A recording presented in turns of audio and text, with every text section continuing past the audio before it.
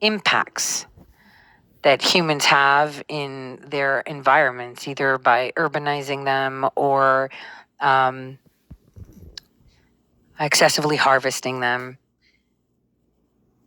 It's a grant-making organization and provides extensive financial support to institutions and initiatives through open calls that it has, where people apply for funding to be able to maintain that. It's also worth noting that the Arcadia Fund has supported, obviously, the Internet Archive in numerous capacities. All of you use the Wayback Machine. Arcadia Fund is one of the backbones funding it. Brewster is the mind behind it. And it's important to preserve our cultural heritage and history, never to get rid of it. And major foundations that support it, you wouldn't believe it, is the Institute of Museum and Library Services, MLS, right? The William and Flora Hewlett Foundation, the Democracy Fund, the Ford Foundation, the Alfred Sloan Foundation, the Knight Foundation, the Mellon Foundation. You're like, but all of them are corrupt. It doesn't matter.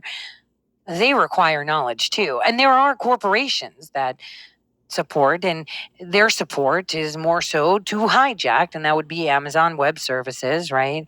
Microsoft, Google, of course. So we've got the agencies all over it. It's important that we understand why knowledge is so important. The Internet Archive is primarily just funded by philanthropists around the world, right? From foundations to partnerships to fee-for-service to sponsorships to government grants, right? From governments that recognize the importance. And while many might say, well, oh my gosh, Bill Gates and all of them, of course they are, because they have a treasure trove. And once you put your foot in and you're like, we're a partner, let us this. Brewster's quite smart. And this is why they launched an attack. Brewster Kahle, just so you know, is a computer engineer, right? He's all into the internet, and he is a librarian, but a digital librarian.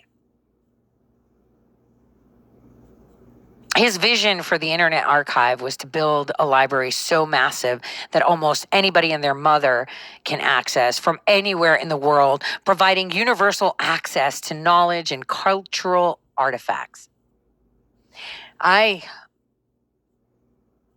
remember his date of birth, not because it's whatever, but it's the same day as my daughter, right? So he was born on October 22nd, 1960. And, reading his history a couple of years ago kind of made me pause. He was all in with the internet bubbles. He was a computer engineer, but he loved knowledge. And he realized that the failure of society in general was because of the lack of knowledge, the inability to access education and information to be able to cultivate the new, the mind, the soul, to make these decisions that we make.